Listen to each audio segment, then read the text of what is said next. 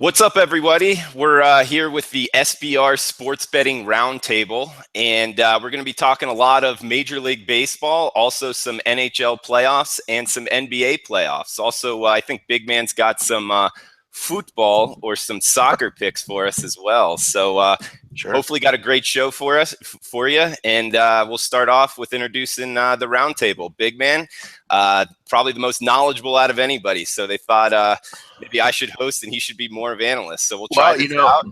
Drew, Go for it, man. I think Drew, you're going to be just fine. You look more like a host than I do, probably.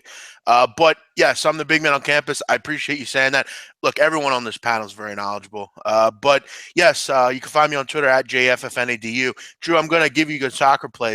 Donnie and I hit a 535 underdog yesterday. So it was pretty sweet. I got to admit, I didn't expect it, and I actually watched it, and it was pretty sweet. Yeah. So make sure you tune in. But I love to talk NBA, Major League Baseball. I'm not just a college guy. A lot of other great things, and I know it's always fun doing roundtables with these guys. So should be fun. Well, good stuff, big man. And Donnie Rightside, how you doing?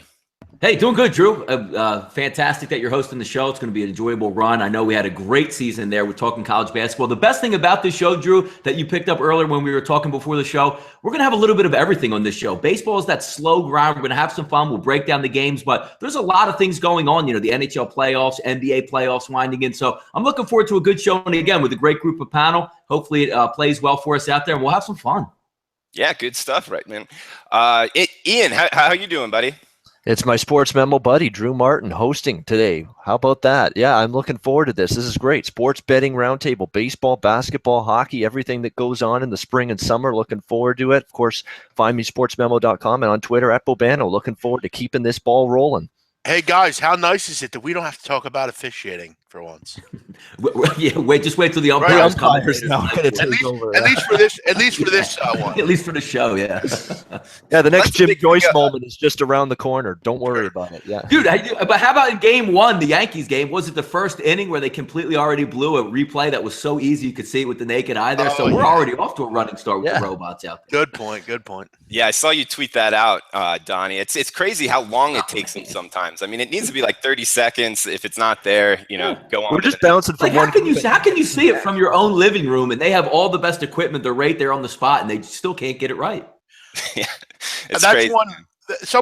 I think, Drew, when you were on my show yesterday, once you got off, someone asked me about some of the rule changes. And look, I got to say, I've liked some of the rule changes. I think, limiting the amount of time between commercials and kind of just speeding up the game a little bit and certain things. But that's one thing they do need to come into as far as where's like the time clock? Like there should be some sort of, I don't know, a minute or something. I don't know. It's got to be quick and to the point. If there's nothing there, move on. Yeah, I believe there is some sort of clock in between innings. I went to a few Braves games at Turner Field last year, and I remember seeing the clock count down. I don't know how much they actually. Well, whatever it is, they need to make it shorter.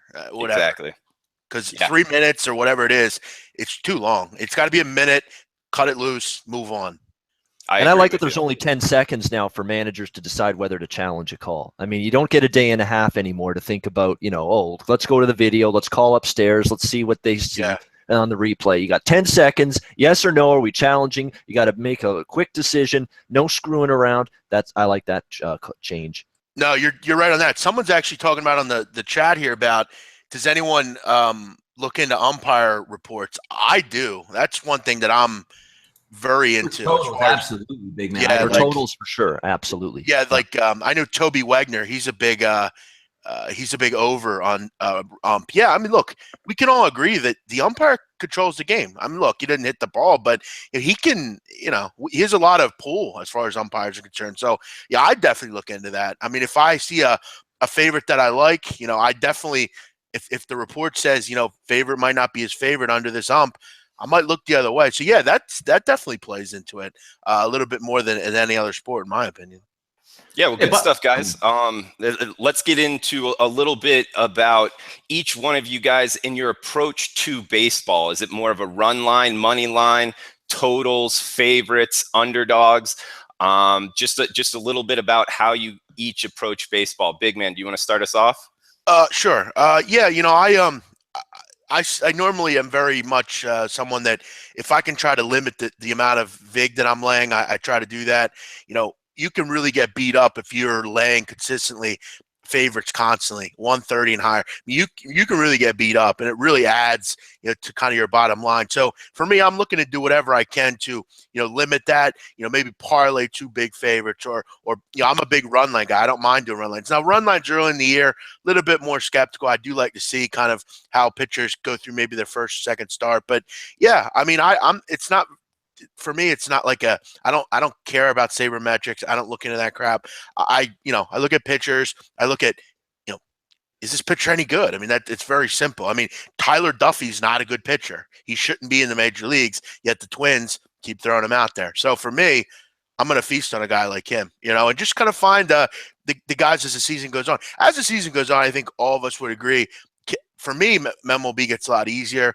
I'm a big trend guy. I like to look at umps and little things like that. So, for me, it's pretty simple. I don't really kind of make it complicated. Okay. It's a lot more laid back. I'll put it that way for me. I don't, college basketball is such an entrenched thing where you literally have to follow so many things. Baseball, it's a little bit easier, a lot less teams, and more laid back for me. Okay. What about you, Donnie? Anything different? Yeah, Jeff will know for sure. We've known each other for years, and even though we know each other, Jeff's notorious for busting my stones on Twitter because he knows I don't bet the first month of baseball season. So we sort of have a good going back and forth. I'm a straight numbers guy. I do have a lot of value. I like to call my strategy, once May starts, is betting in a vacuum. And what I mean by that is I like first 5 inning wagers. I like to know who the pitchers are. I like to know who the lineups are. I like to know who the matchups are, the weather conditions and all that, because, once you get into the bullpens, when you're going in a full game, obviously that's going to come into play. Some team has a real good starter, bad bullpen. I like the first 5 inning games because I know what the matchups are. I think I can exploit them. Also, I like underdogs in the first 5 innings. If sometimes you can get like that run line where I don't really like it full game, but I'll take the half of a run maybe at -125 or -120 if I can get a good pitcher in a matchup in those first 5 innings. Also really enjoy totals. I love checking out weather conditions, humidity, where's the wind blowing out, how this team fares in certain ballparks. So for the month of April, I take a sit-back approach, let the numbers fall into place. Then May through August, we fire away, but I love betting the first 5 innings. I agree with you, Donnie. I think players' past performance in certain ballparks, whether it's the hitting view in the background or pitchers, how much he likes the mound, I think that stuff actually, is a precursor to what happens in the future. So I agree with you on that. Good point there. Ian, anything different for you on how you approach baseball? It's pretty simple approach for me. I'm looking at nothing but short favorites. We're talking -130 or lower usually, underdogs and totals. That's pretty much what I stick with in Major League Baseball.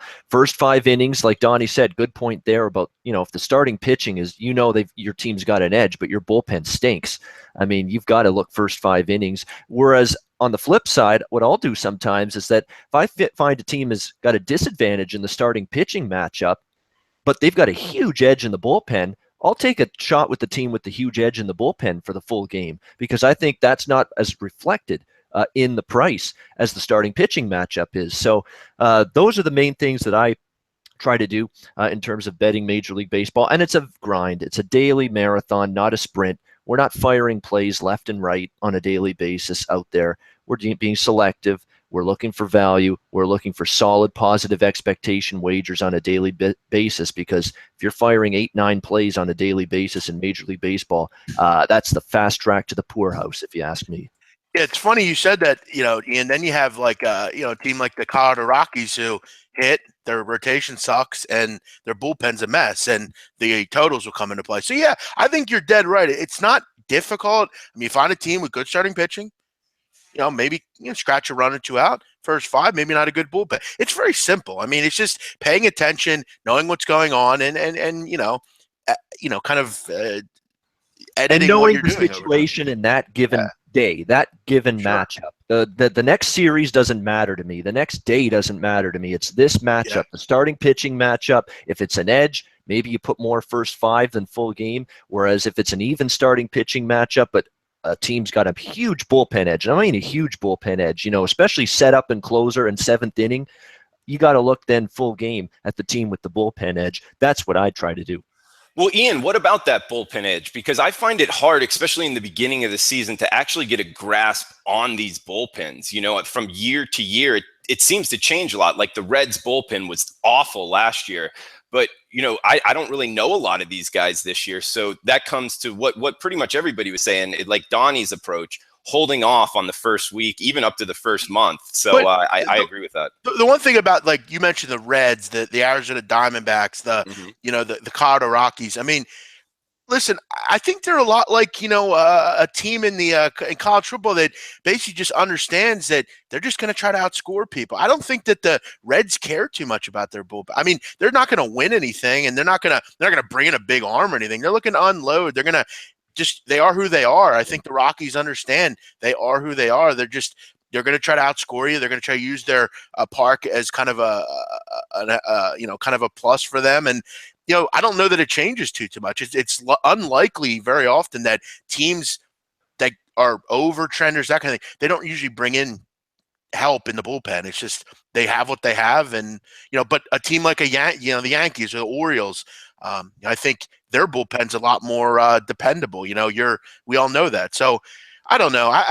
Bullpens, they don't add much, especially teams like the Reds. So normally they're going to be pretty much as bad. Yeah, and you know what? Two bullpens that I want to put in the bad category early on this season, because I thought they'd be bad coming in, and then they sort of proved that to me last night. The two teams that played in the AL West matchup, the Angels and the Athletics. I mean, you talk about brutal bullpens on both sides. It was just a question of which bullpen was going to screw up at the end. The last bullpen to screw up loses the game, and that was basically Oakland last night in that game. Two bad bullpens right there. And to answer Drew's question, how do I know early in the season? It's a great question. How do I know early in the season which bullpens are good, which ones are bad? All the turnover, the fluctuation in results and performance year to year with so many of these bullpens.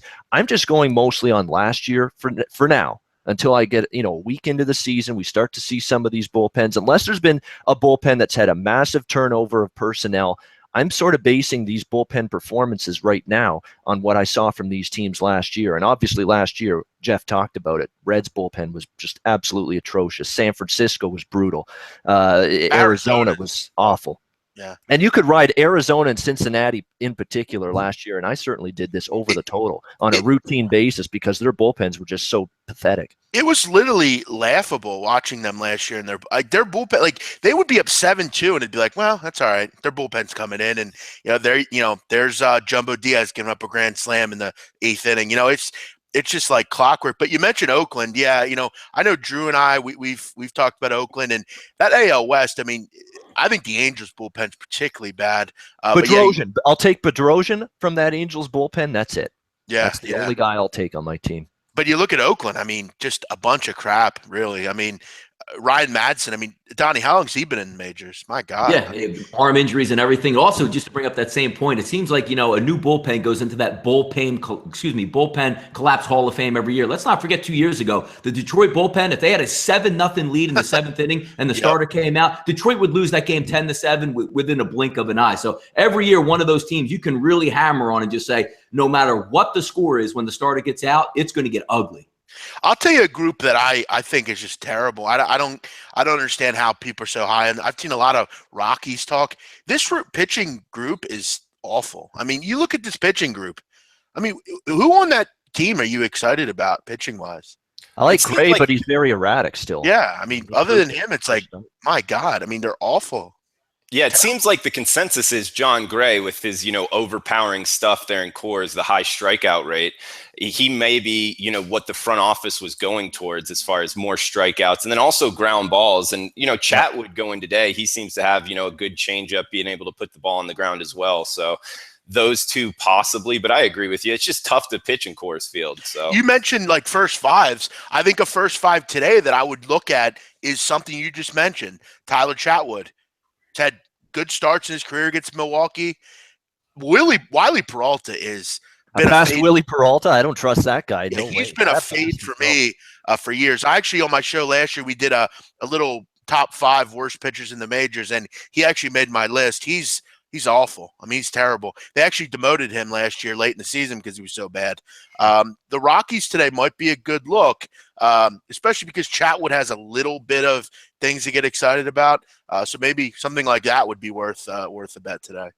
Yeah, interesting on Peralta. I mean, he seemed to be kind of the top prospect. I actually ran into him at Lenox Mall in Atlanta, and a big dude. He's like 6'5" and just a massive man. But yeah, you're right. He's gotten rocked around, whatever it is. I think it's more of the movement because he was touching like 95 up until last year, if not 2 years ago. Because I was riding him and lost some money. So if you were fading him, big man, good call there. And you also mentioned Chatwood last year led the major leagues in road ERA. So, I mean, I think he would be a decent play for me today. I'm not in love with that Brewers team, really. I mean, yeah, they have some decent bats, but nothing to get too excited about. That would be a play that I'm looking at here, first 5 with the Colorado Rockies. Yeah, it's a short price. I mean, you can find it, minus 114 at Pinnacle. It looks like the low right now. So yeah. I might be there with you. Might get on that. Sense to me, yeah.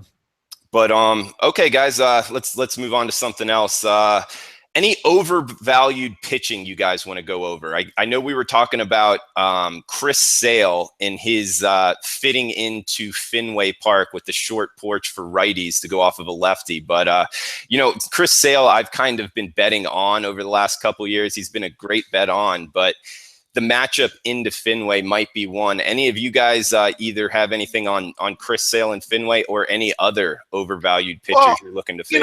We saw it last year with Drew Pomeranz when he came over from San Diego.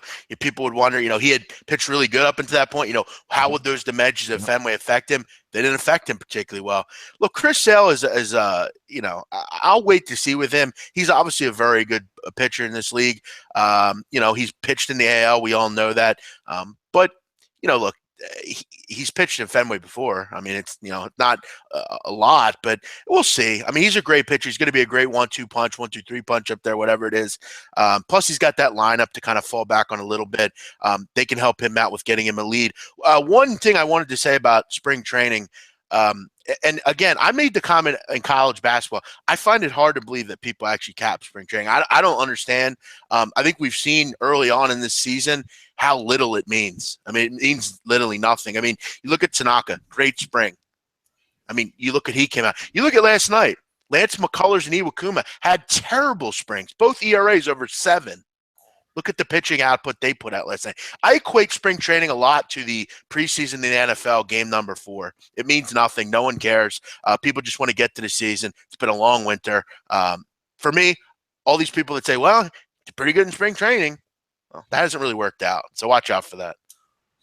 Okay. The only thing I look for in spring training is a drop in velocity. If it's a struggle that comes with a drop in velocity, especially a significant drop in velocity, that concerns me a little bit. Zach Greinke was a guy that had a little bit of a drop in velocity in the spring, and he's a guy that I'm still a little bit concerned about for Arizona moving forward in that regard. But going back to Chris Sale, I've got a little bit of Pittsburgh.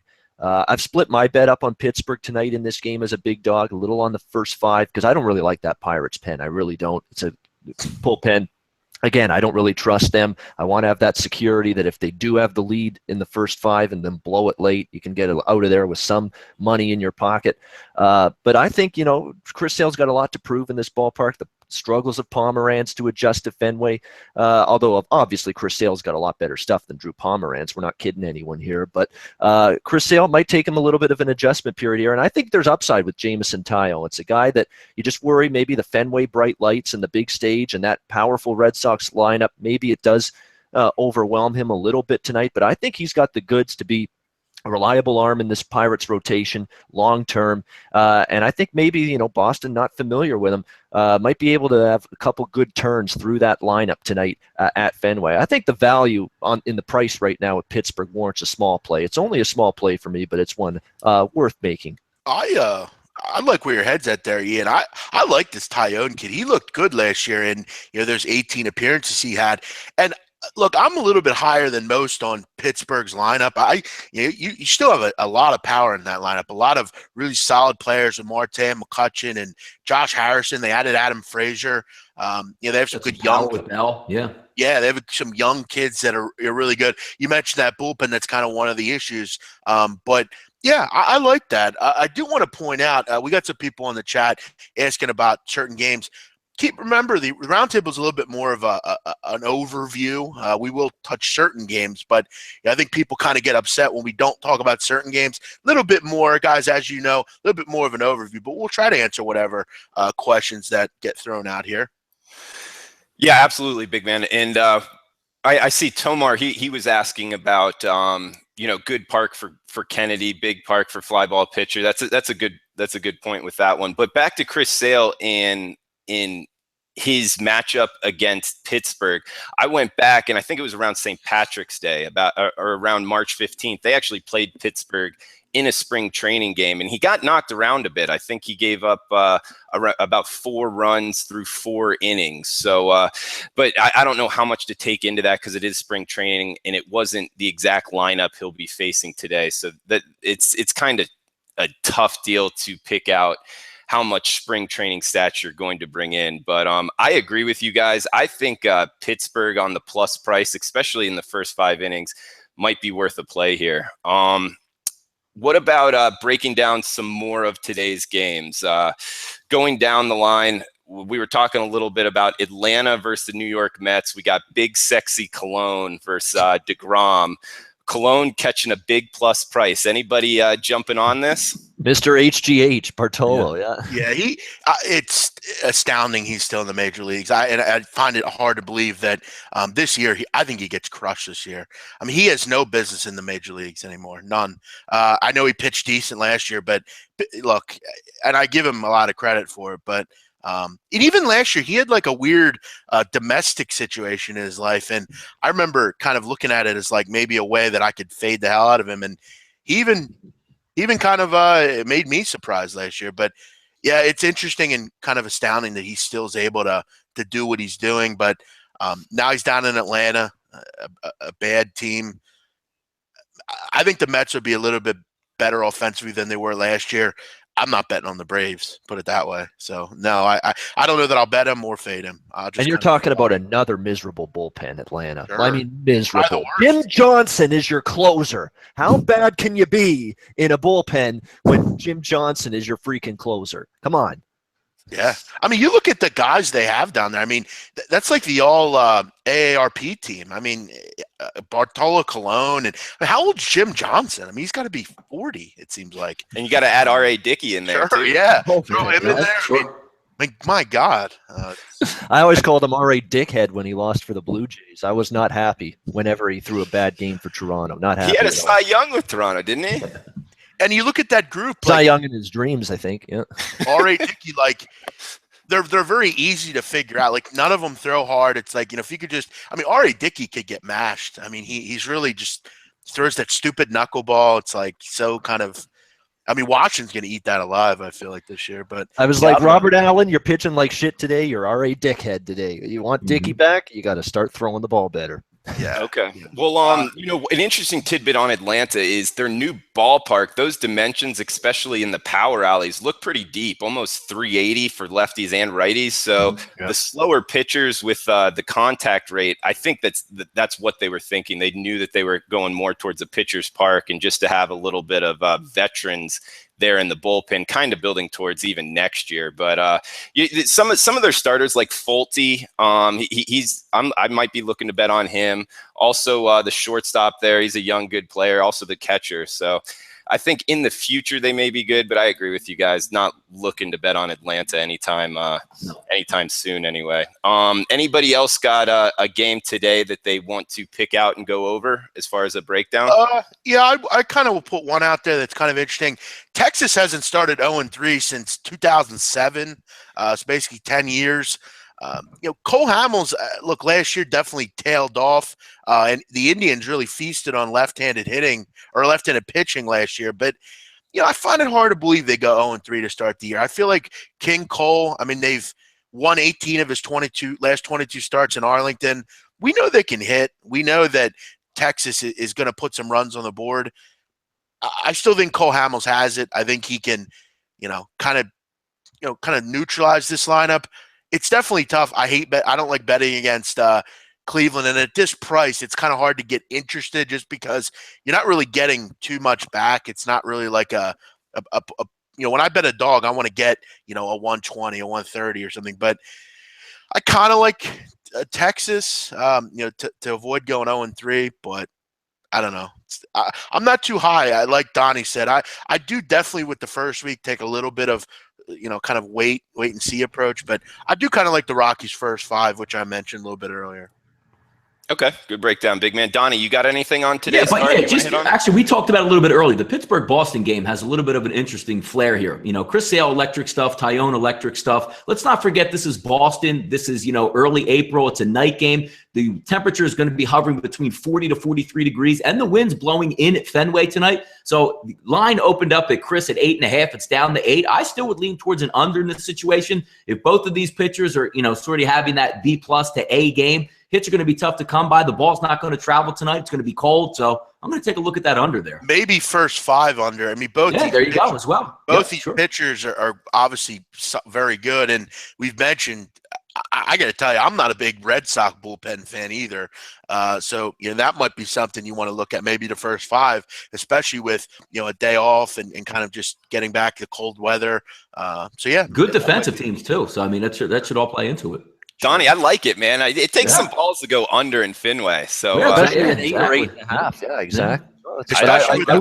I wouldn't play it over anyway. Let's put it that way. Sure. About the Cleveland-Texas game, Cleveland's my pick to win the World Series. I really love this team. Same. I got a little AL pennant and World Series, but I'm not going to back them tonight. I want to see Danny Salazar, what he does. He was season riddled with injuries last year. Going to have to again. This is why don't rush into things. If you're not sure on a pitcher what to expect in that first start, and Salazar coming off an injury-plagued season, I'm not sure what to expect. I want to sit back, watch, observe, and then we'll see what we can do with Salazar, either on or against him moving forward. So again, don't have to get involved if you're not sure what's going to happen on a given matchup. Yeah, great point, Ian. I mean, with Salazar in this matchup in particular, like Big Man was saying, Hamels got electric stuff when he's healthy. I will say that. Yeah, but also, I mean, he was banged up a little bit, and his velocity, I read an article that it was down a little bit. But what Big Man was saying, I kind of like, Hamels coming from the left side, that might not be a too bad of a matchup against Cleveland. If, of course, he is the same Hamels that he has been in the past. Somebody in the chat box is talking about Cole Hamels is overrated. I mean, I don't know about that. I mean, he's got a 3.31 ERA career. He was the catalyst in bringing this great city of Philadelphia a championship in the World Series. Yeah, I mean, his whip career is 1.16. He's won a ton of games. I disagree completely. I think he's had a great career in his 11 years. He's one of the more durable, good pitchers. Yeah, and how about Cole Hamels, Big Man, pitching in Philadelphia and Texas? You want to talk about launch pad city? Sure.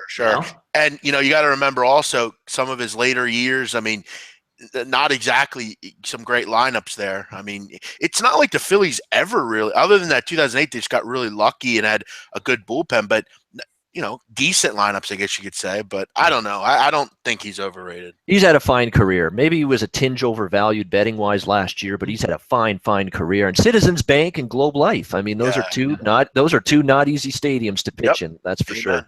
Sure.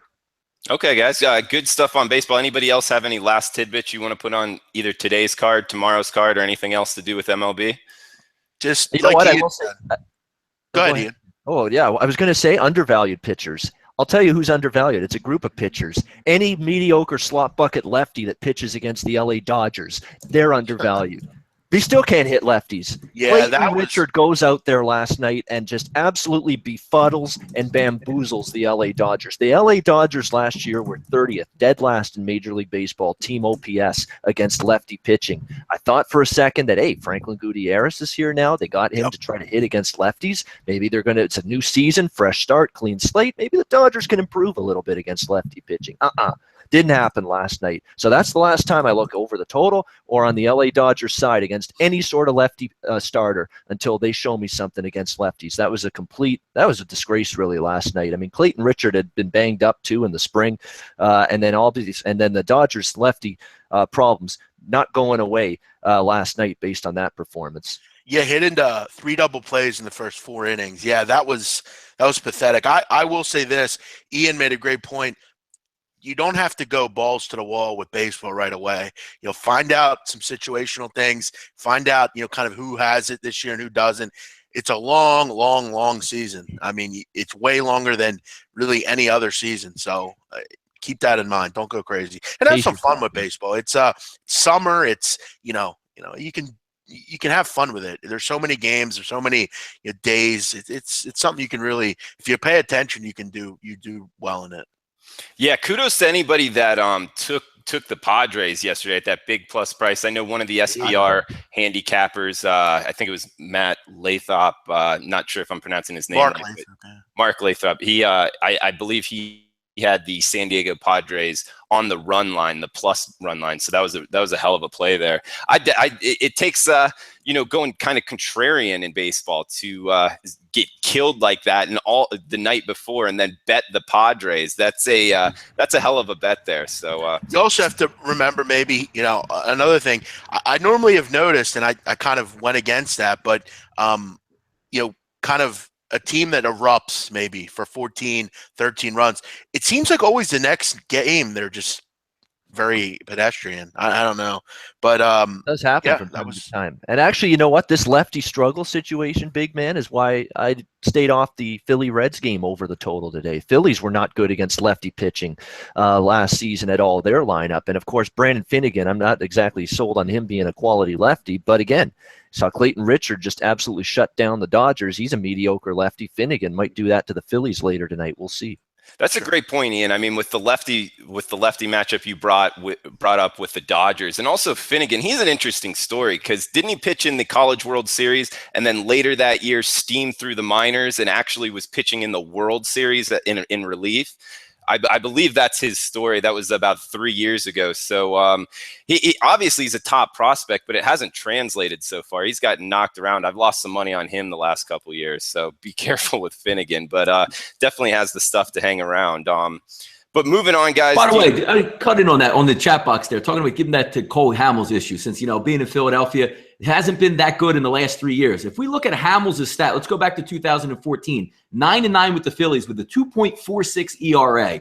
Switches over the next year with a horrible Phillies team, 3.64 ERA, 6-7. Gets traded midseason to Texas, 7-1 down the stretch, 3.66 ERA, and last year 15-5 with a 3.32 ERA. What are we talking about? It was notorious in this city. I remember for years. It was like on the level of everyone hating Andy Reid level that Cole Hamels never got run support. It was seemingly every year. He got zero run support. He would pitch fantastic. He'd give up a 1 run and over 3 starts and have 1 win to show for it. It was really unbelievable. So you have to think about that. To say Cole Hamels is overrated is ridiculous. Especially stats. It's unbelievable. It's absolutely moronic, honestly. And if you look at the state of Major League Baseball and the pitchers that we have nowadays, I mean, like Ian said, I mean, Jim Johnson is a closer. I mean, guys like Tyler Duffy pitch. Wiley Peralta is an opening day starter at some point. I mean, Cole Hamels has done a lot. He brought this town a championship. Scott Feldman started opening day. Feldman for the Cincinnati Reds. I mean, Scott Feldman and Jeremy. What are we doing here? I mean, come on. This is a ridiculous conversation. I also see these guys talking about what's the best sport to bet. I think the kid from Japan. I would say with baseball, one of the main advantages to betting baseball is it starts off at a dime line, -105. So the winning percentage, you can win at a lot or at least half the time compared to football or basketball, unless you're finding reduced juice, of course. But hey guys, we also wanted to touch on a little bit of NBA, look ahead to the NBA playoffs. I'm not as big of an NBA guy. I know big man on campus, you are. Anything to touch on there in the NBA? Yeah, I don't know that I would say I'm big. I follow it. I definitely kind of follow what's going on. But yeah, I mean, you look at tonight, Cleveland and Boston, a huge game. These teams are tied 50-27. for first in the East. Should be a great game. Again, I've talked about it on my own shows. Cleveland's inability to get stops. I've said before, and I'll say it again, if you're betting on Cleveland night after night, you should have your head examined. But yeah, for me, I will quickly just say I only bet on steam and line moves in the NBA. I don't care a lot about who's playing. I'm just looking at fading the public a lot of the time. It's paid dividends for me on a personal level. I've kind of used it as kind of a gag way to make my bills every month. That's kind of how I do it. If I can make $1,000 in the NBA, I'll look to do that. I don't bet a lot of money. I just, as Donnie, I've mentioned to you, it's a thing where I take 2 or 3 games a night. A lot of the time, 2 out of 3 win. It's just about fading a sport that the public is so intertwined with that most of the public don't know much about. They just bet on teams and how good a team is. I could care less who's playing. I'm looking at fading big line moves in this team. So that's how you got to look at the NBA. Teams don't care. Playoffs are different. That will be interesting. Okay. Ian or Donnie, anything on the NBA? You guys touch on the association? Yeah, I'm looking forward to the NBA because, betting in the playoffs, obviously, Jeff pointed out, a little bit easier than the regular season. I don't know if anybody's ever caught up on the zigzag theory in the NBA where you just take the opposite team the following night because it's a must-win scenario. I know a couple years they did a couple studies on that it worked out very well. I'm not an NBA guy. I like the NBA Finals. For me, the season can go all the way through. Just start me in like the Eastern and Western Conference Finals. I would be fine because in the NBA, we all know it's literally 1, 2, 3 teams tops that even have a chance. It's one of the few sports, in the United States that 97% of the league, the minute you start the season, is already out of it. So I look forward to the playoffs because you finally get some good competition going. One thing I will point out about tonight, guys, you have a gigantic total in the NBA. Houston and Denver, it opened 241. It's been bet down to 239. I think people are looking at this total like most and saying 241. Oh my God, they're not going to get to that. Keep in mind, Denver is a hideous defensive team. Houston don't really care too much about defense either. I'm going to continue to allow that one to drop a little bit. I think the public will continue to bet the under there and say that, again, if you've watched the NBA, particularly last night, Brooklyn dropped 141 points. So it's not exactly a defensive league. We all know that. I'm going to look for that one to keep lowering and maybe get in there on the over in that one. Okay. Good insight there, big man. I see. With Harden didn't play last night, so he'll be rested, and we know he doesn't play any defense. So, all right. Yeah, well, as for me, go for it. No, I was just going to say I don't release plays on the NBA just from a time perspective so that there's 2 footballs that go on every year. There's NHL hockey, which I focus on. So I had to drop something. It was just too much on the plate. Baseball starting. NBA ended up being that sport. I ended up dropping in terms of releasing plays. But I do follow it and see what's going on. And what I do see is that I think a Toronto, Washington, a Boston in the Eastern Conference can give Cleveland some trouble, can maybe win that Eastern Conference, to be honest with you. I'm not impressed with the Cavaliers defensively. I do bet the NBA occasionally, and from what I see, I don't think it's a clear path to the NBA Finals for the Cleveland Cavaliers. So I think a Raptors, a Wizards, a Celtics could be a thorn in their side come playoff time. Interesting, Ian, because Tomar says on the chat box here, betting Cavs on national TV has worked well for him. So would that work into maybe betting them on national TV and fading them when they're not? No, I wouldn't bet them in any scenario. Okay. They're horrible on defense. It's horrible. And I'm not sure. And odds makers jack the price up on them too. Right? Against the San Antonio Spurs, they were on national TV. They got absolutely crushed. They played the Bulls last week. They got crushed. Listen, all I'm trying to say is here with Golden State, with Cleveland, there's just you're not going to win long-term betting them. You look at Golden State, 37-38 against the spread this year. They don't care. They're going to get to the playoff. A team like the Sixers, best team in the league against the spread, you're going to at least get effort from them every night. And people are down on them. The betting public, the country is down on the Sixers. They're laughable, but they try and they play hard. Yeah, I've said how I bet the NBA, but I hear you. Golden State is a team that I think we all agree are should roll to the finals probably. Yeah, you got to dig underneath the surface in the NBA for those point spread value teams. I mean, it's not going to be the Clevelands. It's not going to be the Golden States. It's going to be the Milwaukee Bucks, who have been a good point spread team for the last month. It's going to be a team like the Sixers, as Jeff mentioned, who have been fantastic and undervalued all season. It's going to be, the Hornets recently, well, until last night, but prior to that, the Charlotte Hornets had done very well against the point spread. So those are the teams you make money with in the NBA. Under the radar, those, mediocre teams, decent teams, good teams. It's not the elite teams. I kind of wish I wish one team that I'm really intrigued with in the East is Washington. I wish they were a little bit better defensively. They're not particularly strong on that end. If they had that defense they had last year, they would be really fantastic. I like Washington a lot, but the East is going to be interesting. A lot of teams kind of jockeying in that conference. Yeah, the East is interesting. And on that point, like Ian was saying, betting teams undervalued there. Yeah. There's a guy, his name's Aaron Renning. He's one of our colleagues, me and Ian's colleagues. And he knows his NBA. Yeah, I respect his opinion a lot in the NBA. He's sort of a market mover. And a couple weeks ago, he Skyped me about the Nets and how they were still playing hard. They don't have a reason to tank because of they don't have a first-round draft pick. And sure enough, they've gone on a little run here against the spread. So for the listeners, that might be something to take going forward there on the Nets. There's another team, Brooklyn. Yeah, big-time point spread team lately. I also, one other thing we'll point out, I still think the San Antonio Spurs are going to give Golden State a run. This team knows how to win in the playoffs. I know we can say, well, they don't really have great guard play, blah, blah, blah, blah, blah. But look, they have veteran guard play. Kawhi Leonard is a top 3 player in the league, probably. I like the addition of Gasol. He gives them some depth. David Lee and LaMarcus Aldridge. I still think with the coaching that they have, they will be. I mean, you look at the records. For as good as Golden State's been, San Antonio's only 3 games back. I mean, San Antonio knows how to win. I wouldn't just say that Golden State is going to win the championship and no one else is going to come close. So, big man, I'm looking at the SBR odds screen right now, and it looks like it's -10 pretty much across the board. Maybe -10 reduced juice, -105 at Heritage. So, are you laying that tonight against the LA Lakers?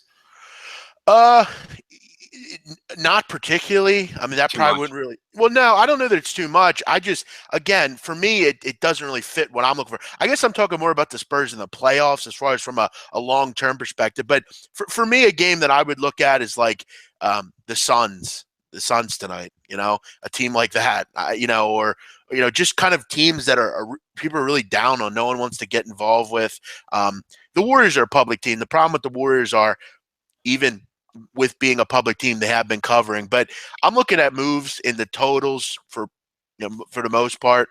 I think long term, though, the Spurs will be a team, that will be a decent look.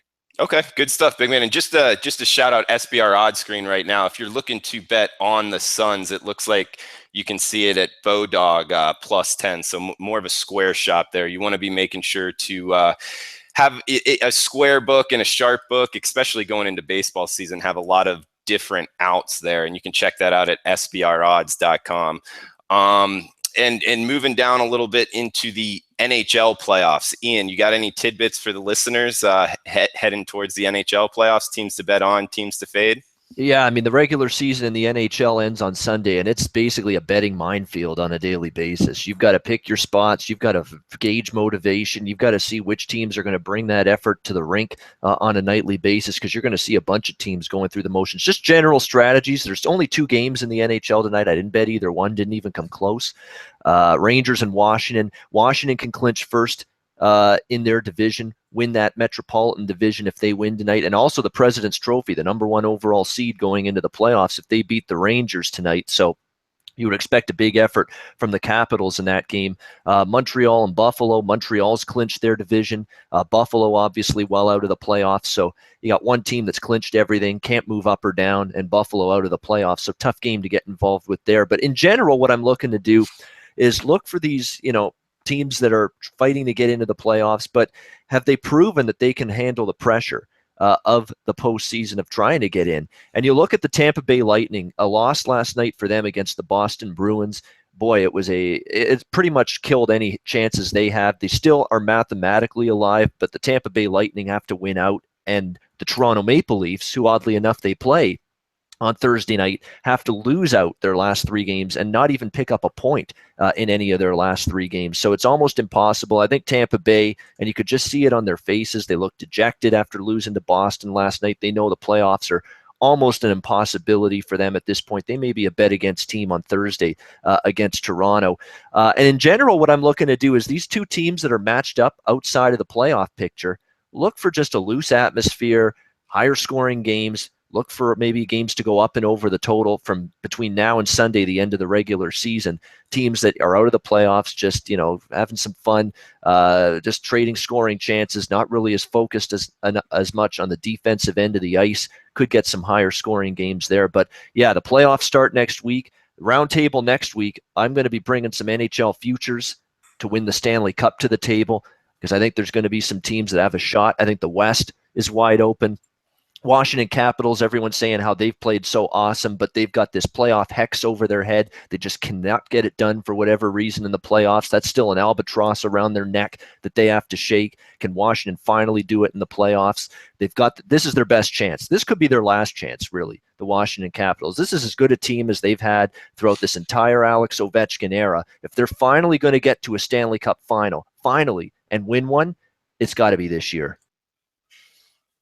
Okay, and well, I'm not sure anybody else has anything on NHL, so I think you got it for us. Would be, yep. But I will tell you this, man, it is a fun sport to go to, especially, but also to watch in the NHL playoffs. So I'll just take your opinion and put a couple coins on some games. It looks like I said, next Wednesday futures, I'll have some to bring to the table. Okay, well, we'll look forward to that next week. It looks like some guys in the chat box, if anybody wants to give out their best MLB bet today off of today's card. I would go with the Rockies first 5.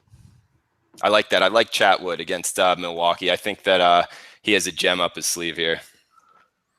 I will say I'm looking at that Seattle-Houston and going under 7.5. You can actually find it 8 at Bet Chris on the SBR odds screen. So under 8 with a little juice on Seattle and Houston under the total. Minute Maid Park, I know a lot of people think that it is a hitter's haven, but actually last year the numbers were more towards even on the better half of a pitcher's park. So going to try to ride that there in Houston. I like Paxton, and Charlie Morton seems to I've read some good reports, so if he can get back to the top of Charlie Morton that he was a couple years ago, I think that has a shot there. They've gotten nowhere close to the total in the first 2 games. Yep. Houston's a bet on bullpen. That Houston bullpen is elite in Major League Baseball. Elite. They can get outs late. Yeah, the only concern it would be what you mentioned with Charlie Morton. I wonder how good he'll be this year. But yeah, if he pitches anywhere near what he was, a couple years ago, yeah, the unders have been really good so far in that group, that series. Absolutely. Donnie, Ian, anything for the listeners? Yeah, I'm going to wait a little bit later in the day. As you know, in April, I don't have any big ticket wagers or anything decisive there. Yesterday was an easy winner with the New York Yankees under 7.5. Over 90% of the tickets came in on the over in that game. Just faded the public in that situation. Right now, looks like everything I'm tracking here, not anything pulling away. I like once it gets to 80% of the tickets are over, I'll be on an automatic fade. If you follow me on Twitter today, as soon as I get to one of those numbers there, I'll tweet it out. We'll have some fun throughout April. We'll try to win some money going just against the public here. And I will say this, Donnie's a great follow on Twiter. So is Big Man, so is Ian. But Donnie, I like your insight when you're tweeting. There's a lot of anger in my tweets, Drew. No, it's fun to follow. Jeff too, yeah. Yeah, I don't care. I don't give a shit. You don't like what I tweet. Don't follow. Exactly. Yep, that's what it's there. It's events. It's event pod basically. Amen. You got event, and that's where you do it. Sure. Exactly. Yep. Well, guys, we're trying to keep this under an hour, so let's go ahead and go around. Just let everybody know quickly. where I'm they going can to find give you. you Pittsburgh. My best bet or whatever. Pittsburgh first 5. Pittsburgh full game. I think is worth a shot. I actually do have a Seattle-Houston MLB Play of the Day video that I recorded earlier today on that Seattle-Houston game. It's on the side for that game. So, and we're 3-0 with those. Touch wood so far, 3-0. Been a good start. What do we have? San Fran, Arizona over on Sunday, Cleveland on Monday, LA Angels and come from behind fashion last night. 3-0 with the play of the day. Hopefully we can make it 4 with that Seattle-Houston game tonight. So check that out. And that would be at SBR Picks. And Ian, was that touch wood that you said? Is that a Canadian thing? Yeah, it just means steady as she goes. Nothing bad has happened so far. That's basically what the term touch wood I think it means yeah. something different down in Costa Rica for Drew. Yeah, man, that's pretty awesome. I just learned something. Touch wood is a Canadian little term. So what exactly does it mean? Did you say? I didn't hear that. It's basically steady as she goes. Things are going well so far. Just touch wood. Yeah. That is awesome. I don't know. I'm not going to tell you what that means in my house, but yeah, exactly. Well, guys, big man, you want to start us off? Where can something Howard Stern would be familiar with, probably. Right? Real quick, guys. I know we're trying to keep it to right on that hour point, but I'm going to do a little extra. I got 3 plays for you in soccer today. Make sure you get on these plays. I've been absolutely hammering them. Again, you have some fun. A lot of baseball's been canceled today. Quickly. Bundesliga, Freiburg and Wolfsburg. This Wolfsburg team scores some goals. They also give up a lot. Freiburg, another team, they give up a lot of goals. Bundesliga, you're going to see a lot of goals normally. That's kind of how it goes. If you watch any Bayern Munich games, you would know that. I'm going to look over the total. It's kind of one off the grid, but I don't really have a lot of – there's not really breakdowns you do in soccer. It's just kind of who scores goals, who lets a lot in. It's very simple. But for the EPL, English Premier League, a big game between Manchester City and Chelsea. Look, Chelsea someone right now. I know loves the over in that game. I don't know about you, but that's just someone that told me loves that over. Yeah. Well, look, I see where they're coming from. This is a big game in this in the EPL. I mean, everyone's all worried because Chelsea lost to Crystal Palace the other day. They only have a 7-point lead in this table. And Chelsea's a team that, if you bet on them, you kind of understand they can be irritating. So can Manchester City, though. I don't know. I look at both these teams. Man City's been particularly good on the road, scoring in 9 of the last 11 road games, at least 2 goals in those games. I kind of think this game's close to the vest. Both these teams want to grab some points here. They're both very good. Both have a ton of attacking players. I kind of like the draw. I'm going to go with the draw at 244. I bet it at 244. I think we see a 1-1, maybe a 2-2 game. I just think these teams are going to look to get some points here. Both really good sides. We should see a draw here, I would imagine. One other one, Crystal Palace. They've been in great form lately, winning 4 in a row. Southampton doesn't do too much for me. Don't really understand why Crystal Palace is getting plus money at plus a half a goal. That covers our draw there. I got a feeling they win outright. I just don't know if I should pull the trigger on that 378 plus price. But don't be surprised if Crystal Palace wins. Couple today. I'd like the games a lot better yesterday, but we'll go with those 3 today. Real quick, someone's asking me about Tottenham on here. I'm not interested in Tottenham today for a number of reasons. For me right now, I just, with the way kind of some other things are shaking out, I don't know. I don't have a good feeling about it. I think I don't know. I just don't have a good feeling. They'll win, but do I feel comfortable in laying 2 goals there? Not particularly. Get in touch with me on Twitter, Giorgio. We could talk a little bit more about that. I know we're looking to get off. Follow me on Twitter. You catch Donnie and I tonight on the Late Night on Campus. We have fun with that show. It's very personal. We have fun with it. Hey, if you're feeling it, big man, you cashed a big soccer underdog yesterday, plus 378 on that, Crystal Palace? Yeah, maybe you're feeling it. Take a shot. Well, yeah, you know what? I will say this. I think you're right on that. Soccer, I just kind of fire away. I do try to hit some big ones. And you know what, Ian? Fuck it. I'm on it. Give me Crystal Palace. There we go. Let's Plus see the aggressiveness. Yeah, there you go. I will say this. There's a guy on SBR. His name is Flash Watson. He does videos with Natalie Rodgers. He played in the EPL for years. He never bets on Crystal Palace. He likes them today. So that's all I need to know. We'll have some fun today with it.